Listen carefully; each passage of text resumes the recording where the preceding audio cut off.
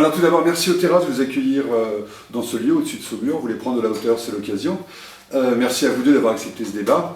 Alors Christelle Cardet, pourquoi, selon vous, le mariage pour tous est un progrès pour la société? Donc le mariage pour tous, pour moi, et pas seulement pour moi, est une très belle avancée pour la société et une évolution majeure parce qu'elle vient corriger une inégalité et une discrimination qui n'a pas de justification. Cette discrimination étant qu'aujourd'hui, en France, il y aurait des personnes, des citoyens, qui auraient les mêmes devoirs et qui n'auraient pas les mêmes droits du fait de leurs préférences et de leur orientation sexuelle. Donc une orientation sexuelle différente des hétérosexuels. Donc l'hétérosexualité dominerait en fait et serait la norme. Vous parlez de deux êtres qui s'aiment ou d'une famille en fait? Alors je vais y venir. Avec la loi, je vais y venir. Donc, et du coup, donc, il y aurait des sous-citoyens et il y aurait des personnes, on l'a entendu, qui dénatureraient une institution républicaine qui est le mariage civil et laïque. Et c'est important de le dire parce que je pense que des fois il y a confusion avec le mariage religieux. Et cette loi ne vient pas remettre en cause le mariage religieux. Donc on est bien sur le mariage civil et laïque. Et donc cette loi, c'est la reconnaissance, c'est la reconnaissance d'une évolution de notre société, une évolution et une réalité parce que les familles homoparentales existent et les couples homosexuels existent, et une évolution de la famille. Moi je pense que ça dépasse le cadre de l'homosexualité ou l'hétérosexualité, c'est une évolution de la famille parce que la famille aujourd'hui n'est plus la famille romaine, la famille du Moyen-Âge. Aujourd'hui, on a une diversité des modèles familiaux avec des familles homoparentales, des familles monoparentales, des familles adoptives et des familles recomposées. Donc cette loi, elle vient protéger les couples dans la diversité de leur composition et elle vient consacrer l'égalité des droits. Alors les droits des enfants, puisque pour moi, l'intérêt des enfants, c'est bien la reconnaissance de sa famille et la sécurisation de sa famille, le droit donc des parents et le droit de couple, puisque cette loi, en fait, c'est pas une injonction non plus à se marier comme on a pu l'entendre, c'est juste une ouverture de droit et ça laisse la liberté ensuite à chacun de se marier ou pas, comme pour tout le monde. Alors M. Jamin, pour vous, c'est un danger pour la société? Le terme danger est à manier avec précaution parce que ce que vient d'expliquer Mme Cardet, il existe des évolutions effectivement dans ce qu'on appelle les familles, que je préférerais appeler les foyers, et qui sont des évolutions d'abord de fait qui existent et secondo qui sont parfaitement respectables. Donc le danger ne vient pas, je dirais, de ce type d'évolution, mais il vient plutôt de ce qu'il faut réaliser que ce projet de loi, parce que ce n'est pas encore une loi, ce projet de loi est en fait une révolution civile, juridique, de laquelle s'ensuivra une mutation complète de notre civilisation qui aujourd'hui est basée de façon multiséculaire sur un modèle que l'on peut discuter, sur lequel je n'ai pas de problème que l'on discute. Et d'ailleurs, au passage, je me permets de vous remercier de nous permettre de débattre, parce que je pense que ça mérite justement un très grand débat national. Et donc, si l'on peut en débattre, il faut qu'on débatte des mêmes choses. Et c'est là-dessus que je voudrais revenir. Ce projet de loi est en fait un projet qui met en son cœur une problématique juridique et non pas affective. Lorsque, ce que j'ai fait d'ailleurs il y a à peine une heure, nous marions en tant que mère, nous ne sommes pas là pour constater, pour valider, pour confirmer le fait qu'il y ait devant nous deux êtres qui s'aiment, qui éventuellement aient déjà une famille, ce qui est le cas de la famille du couple que je viens de marier, mais bien là pour dire à ce couple qu'il rentre dans une officialisation du fait qu'il crée une famille et que dans le cadre de cette famille, il s'engage juridiquement à transmettre. Foyer, famille, pourriez-vous préciser, M. Jamin? Eh bien, je considère aujourd'hui qu'une famille est justement le résultat, et c'est dans le Code civil tel qu'il existe aujourd'hui, le résultat du mariage, c'est qu'on fonde une famille à partir du moment où on est marié.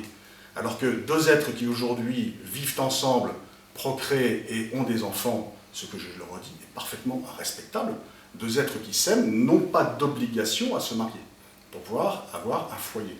Voilà, c'est là où je fais de différence. Une différence qui ne change rien sur la réalité des choses en fait. La famille se construit, elle se vit, le foyer vit. Il y a une valeur supérieure à la famille à celle du foyer? Si elle ne changeait rien, ce combat n'a pas lieu d'être. J'ai d'ailleurs un peu la surprise de constater que depuis des années, on a eu tendance à considérer de moins en moins le mariage, justement, comme étant un acte civil majeur.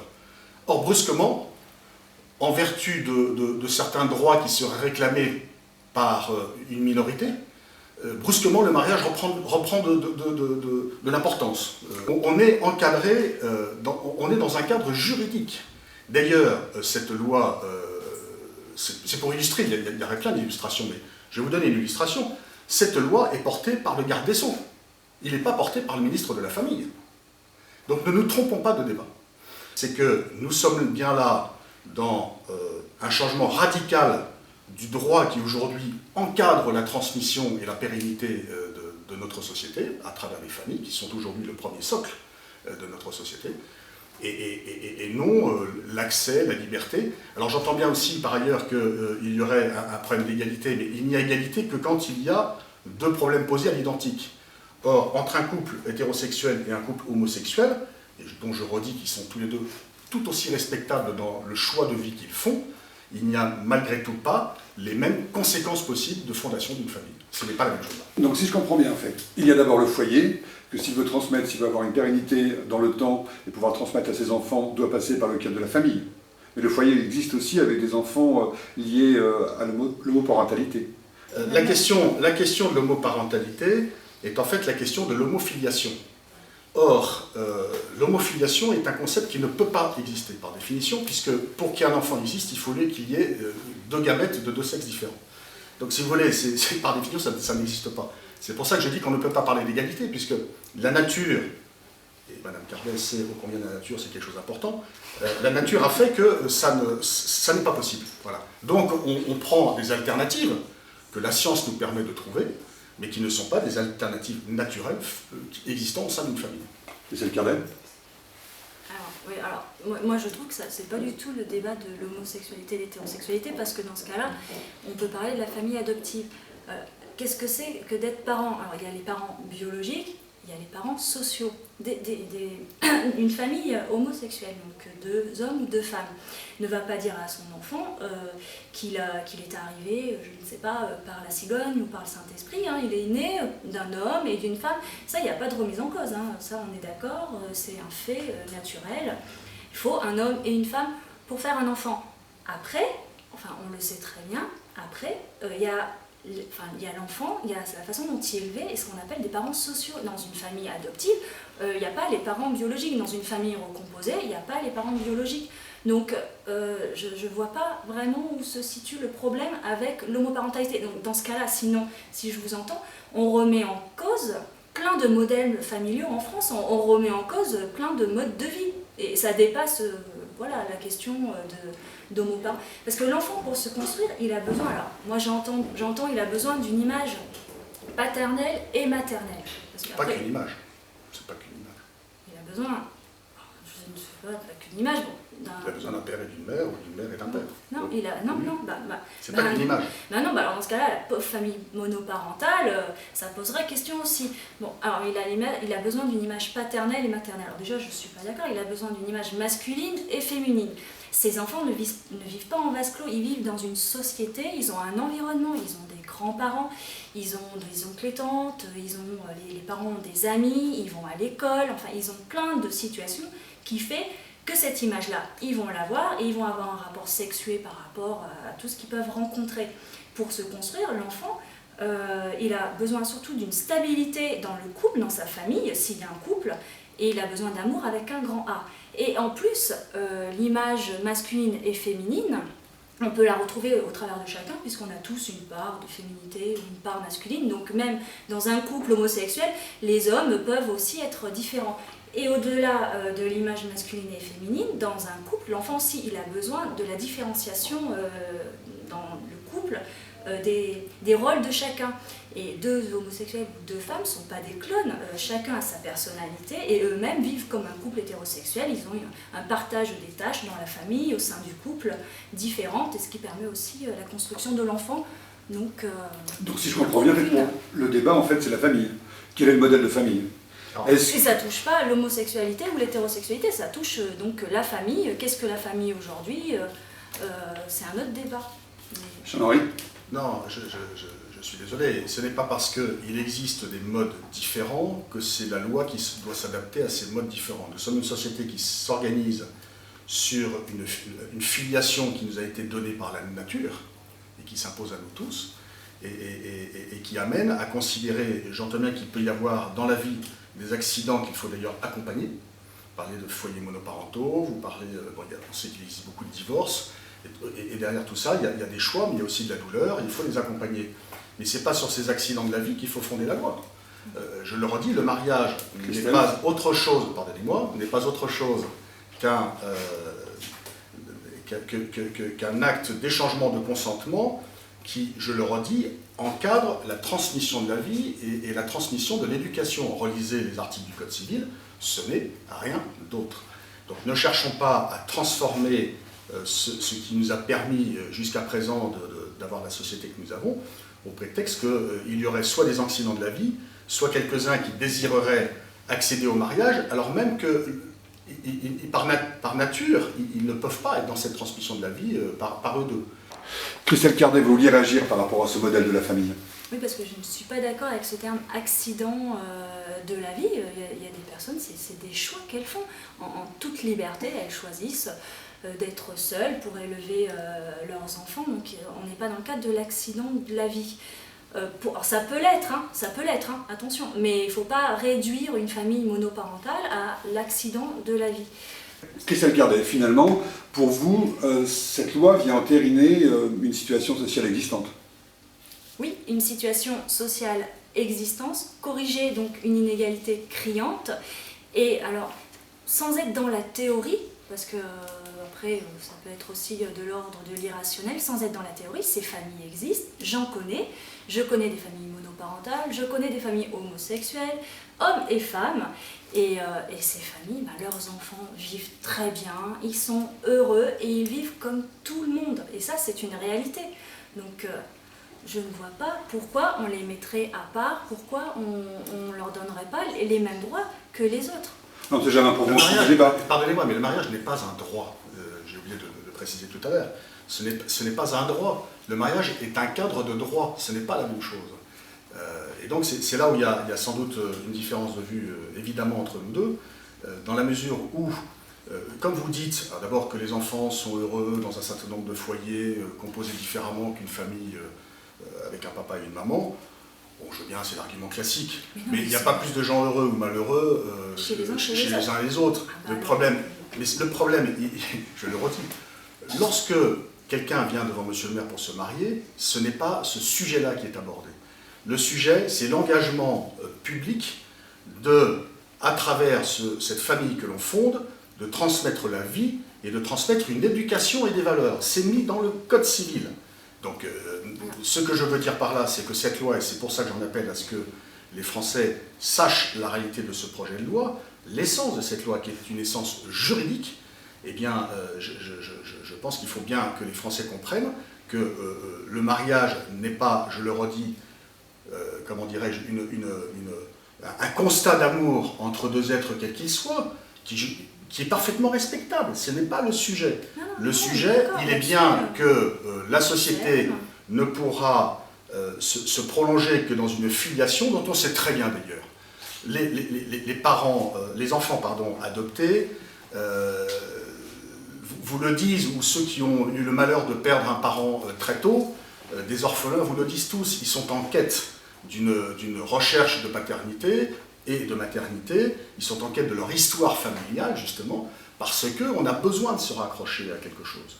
Et c'est dans la nature, c'est inscrit dedans. Il me semble que nier ce fait-là, c'est en quelque sorte piétiner une écologie humaine qui nous est très chère. Écologie humaine, d'accord, alors. On n'est pas dans le débat de l'homosexualité et de l'hétérosexualité.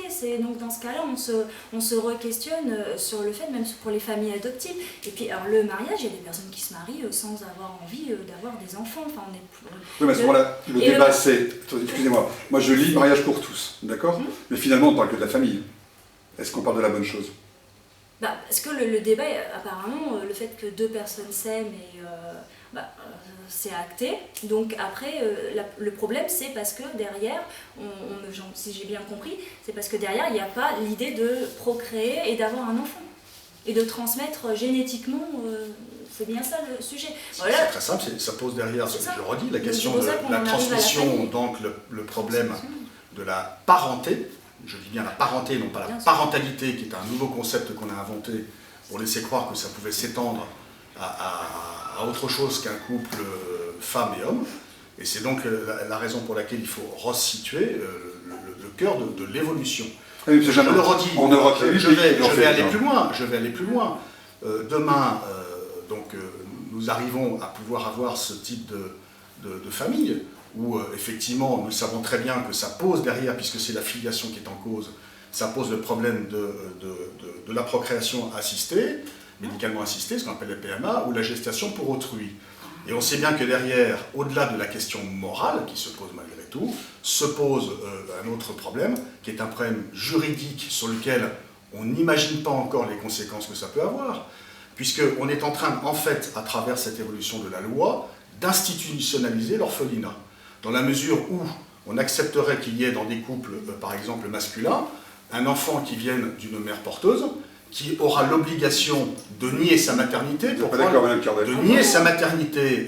officielle et civile, pour la transmettre à un homme. Si quelqu'un veut y arriver, il y arrive.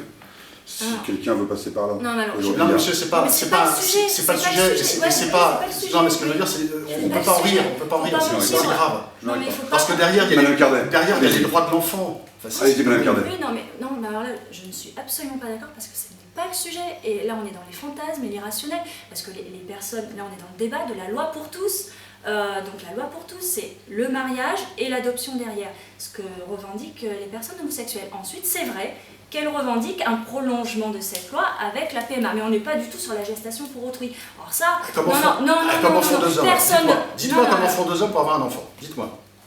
Mais ça concerne l'homme, mais on est plus sur... Dites-moi, comment font deux hommes pour avoir un enfant? Alors attendez, mais là on est plus sur le débat sur l'homosexualité et le mariage pour tous, parce que de fait... Je ne parle pas de l'homosexualité, je parle de la filiation. Non mais nous on est sur un débat, on est bien sur le débat sur la loi pour tous aujourd'hui, le mariage pour tous, pardon. Monsieur Jamin ne parle pas qu'aujourd'hui, si quelqu'un va adopter à l'étranger, c'est plus simple. Non mais un homme qui ne peut pas avoir d'enfant, ça a toujours été le cas et on ne le découvre pas aujourd'hui. Mais c'est le cas pour n'importe quel homme sur Terre, c'est une inégalité de fait.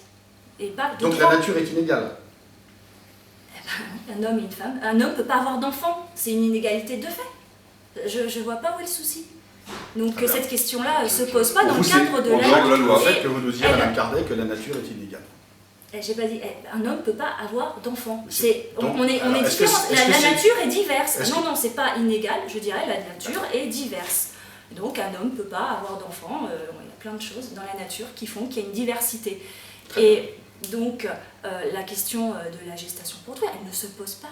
Les personnes ne la revendiquent. Là c'est un autre débat de société qui n'a rien à voir, il ne faut pas mentir aux personnes, qui n'a rien à voir avec le débat actuel et la loi actuelle.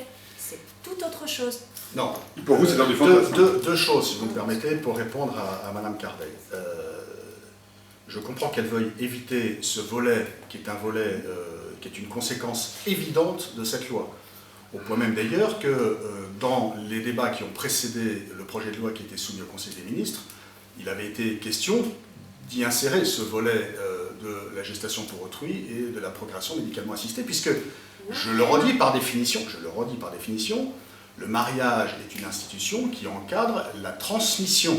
Mais M. Jamin, il y a cette expérience en Europe. La transmission il y a 8 pays qui ont fait ça en Europe. Se passe par là. Secondo... M. Jamin, il y a 8 pays en Europe qui ont... 6. Vous vous trompez, monsieur. 8. Il y a 6 pays en Europe qui l'ont fait, le plus ancien étant la Hollande, qui l'a fait à partir de 2001. Très bien. Alors, sur cette question-là, premièrement, permettez-moi de vous dire que je suis surpris que l'on donne comme exemple d'autres pays qui éventuellement auraient fait quelque chose qui ne serait pas bien, ou ferait quelque chose qui ne serait pas bien sur le plan législatif, et que malgré tout, ce serait le moyen, un argument pour dire il faut faire comme eux. Alors dans ces cas-là, je vous propose qu'on revoie peut-être la peine de mort. Mais j'ai rien dit. Or moi, je suis contre la peine de mort. Je me suis toujours battu contre la peine de mort. Or, pourtant, il y a des pays qui utilisent ce moyen radical que je trouve absolument abominable. Eh bien, écoutez, je ne vois pas pourquoi, sur un thème, on accepterait, on aurait comme argument de dire il faut suivre tel pays parce qu'il fait ceci, et sur tel autre, on ne prendra pas cet argument. Deuxièmement, en ce qui concerne ces 6 pays, la Hollande, c'est en 2001, c'est-à-dire que c'est un petit peu plus de 10 ans. À mon avis, les effets sont à voir après une génération. C'est pas comme ça que ça se voit. C'est dans le temps, malheureusement, puisqu'on parle de filiation, c'est dans le temps, et au niveau au moins d'une génération qu'on pourra voir ce que, malheureusement, ce type d'évolution aura comme conséquence sur les enfants. Madame Cardet, sur ce sujet? Oui, donc moi je ne cherche pas à comparer avec d'autres pays. Par contre, ce qui est intéressant, c'était de voir justement comment ça se passe au sein de ces familles ailleurs. Et justement, on voit bien qu'il ne se passe rien. Enfin, ces familles sont tout à fait normales, surtout que l'hétérosexualité n'engendre pas automatiquement des compétences parentales. Loin de là, donc on pourrait aussi avoir ce débat. Donc, et sinon, la notion de mariage a évolué dans le temps, comme la notion de famille. Donc on continue à être comme on disait tout à l'heure, on parlait de progrès social, on continue à être dans le progrès social. À une époque, les enfants nés hors mariage n'étaient même pas légitimes. Donc aujourd'hui, on est revenu sur cette notion. Alors c'est vrai, même à l'époque, on a eu des levées de boucliers, c'est la fin de la famille. L'émancipation de la femme aussi n'a pas été simple. Quand la femme est allée au travail, elle devient l'égale de l'homme. L'égalité homme-femme, c'est pas encore acquis totalement, mais pareil, on a eu levé de bouclier, c'est la fin de la famille. Donc on l'a eu souvent, c'est la fin de la famille, à chaque progrès social. Merci. Je voudrais qu'on aborde la liberté de conscience. Le président de la République, François Hollande, a intégré ça pour les maires de communes. Monsieur Jamin, vous êtes directement concerné, est-ce que vous l'appliquerez? Alors d'abord, M. Hollande, mardi, effectivement, a prononcé un discours dans le cadre du Congrès des maires, en annonçant aux maires qu'il accorderait ce qu'on appelle le droit de retrait. Et étonnamment, le mercredi, il est revenu sur son discours en disant que finalement, il ne l'accorderait pas. Permettez-moi de vous dire que je trouve quand même absolument dramatique qu'un président de la République puisse faire ce type de pas de deux. Certes, il nous en a donné l'habitude sur des tas d'autres sujets, et Mme Cardet et sa famille politique, malheureusement, le savent bien par ailleurs, mais vraiment, ce n'est pas sérieux. Or, c'est un sujet qui est beaucoup trop sérieux pour qu'on ait ce type de ruade, si je puis me permettre ce terme un peu sournois. Secondo, attendons de voir d'abord si ce projet de loi va passer, parce que nous n'en savons rien. Parce que moi j'en appelle à ce qu'il y ait véritablement un grand débat autour de ces questions-là, que véritablement les représentations diverses, multiples, puissent s'exprimer, et j'aimerais bien que ce débat soit mieux organisé qu'il l'est aujourd'hui, parce que les auditions au Parlement qui ont commencé ne donnent absolument pas l'égalité qui nous est chère dans l'expression des uns et des autres. Il serait souhaitable que ce soit un peu mieux encadré. Et enfin, j'aimerais qu'on entende qu'il y a petit à petit une expression plus publique d'une opposition et d'une interrogation, pour ne pas dire d'un malaise de l'opinion sur ce sujet. Malaise qui d'ailleurs, je reviens à M. Hollande, est très ancré en lui-même, parce que s'il a fait ce pas de deux entre mardi et mercredi dernier, c'est que je pense qu'il a avoué que c'était un problème de conscience. Et vous, en l'occurrence, à Saint-Hilaire-Saint-Florent? Vous me posez cette question avec acharnement, ce qui est normal, ce que je comprends, mais je suis surpris que lorsque M. Mamère a procédé à un mariage de personnes homosexuelles dans sa mairie à Bègles, à l'époque, je n'ai pas entendu grand monde qui ait protesté en considérant qu'il se mettait hors la loi. Alors là où M. Mamère avait raison parce que c'était du progrès social de se mettre hors la loi, il faudrait qu'un M. Trucmuche ou une Mme Machin qui est maire, demain, en refusant de l'être, qui se mettant hors la loi, serait, elle, vouée au scandale. Écoutez, il y a deux poids deux mesures dans tout ça. Je crois qu'il faut revenir à des choses simples et claires. Il y a un projet de loi qui existe, sur lequel on s'exprime les uns et les autres, et j'apprécie la qualité de ce débat avec Mme Cardet. Et je crois qu'il faut qu'on multiplie ces débats, que les personnes s'expriment, que les Français entendent, écoutent. C'est l'occasion de réfléchir tous ensemble sur ce sujet-là. Madame Cardet, votre avis sur cette liberté de conscience? Alors, cette liberté de conscience. Donc, quand je l'ai entendu, ça m'a ça m'a effrayée, mais alors en tant qu'élue, mais en tant que citoyenne. Parce que du coup, je me suis dit, mais alors un élu va pouvoir appliquer la loi à la carte selon un jugement personnel. Donc ça laisse la porte ouverte, parce que là, la liberté de conscience, bon, vous voulez l'appliquer sur le mariage pour tous, mais ça laisse la porte ouverte à tout et n'importe quoi. Un maire peut refuser de marier des personnes du fait qu'il est contre les mariages mixtes. Donc ça laisse vraiment la porte ouverte à des dérives importantes.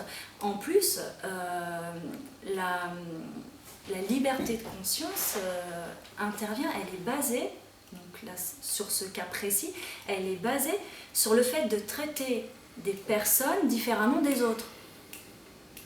Donc cette définition, pour moi, c'est celle de la discrimination. Donc en France, on aurait, et ça met à mal l'égalité, parce qu'en France, donc, on aurait des mairies où on peut se marier, et des mairies où on ne peut pas se marier. Donc je trouve, comme ça a été dit, comme on l'a entendu, c'est une vraie égalité au rabais. Donc non, je ne suis pas... Je pense que là, vous avez beaucoup de respect sur certains angles sur la notion de diversité. Il serait bon que vous l'ayez sur d'autres aspects, en particulier celui-ci. Et notre débat et la question qui est posée montrent qu'en réalité, la clause de conscience ou le droit de retrait, appelons ça comme on veut, est effectivement un des volets qui devra être débattu, mais la vraie question, c'est de savoir si ce projet de loi est un bon ou un mauvais projet de loi. Et je le redis ici, c'est un mauvais projet de loi, et c'est un projet de loi sur lequel il faut que les Français soient clairs. Si ça passe, nous passons dans une autre civilisation. Merci pour votre conclusion. Christelle Cardet, votre conclusion? Je voulais dire que ce projet de loi touche quand même, on parle de personnes humaines et touche à l'égalité des personnes au sein de la société. D'ailleurs, là, on est peut-être en train de parler d'un voisin, d'un ami, de notre enfant. Et c'est sûr que certaines personnes ne le savent pas, parce qu'encore aujourd'hui, dans notre société, il est difficile pour ces personnes d'annoncer son homosexualité à notre entourage.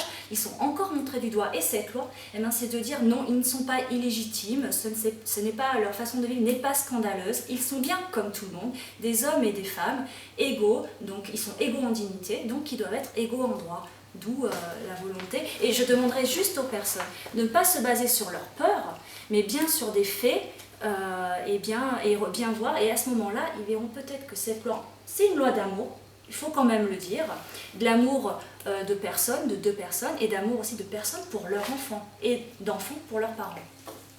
Merci beaucoup.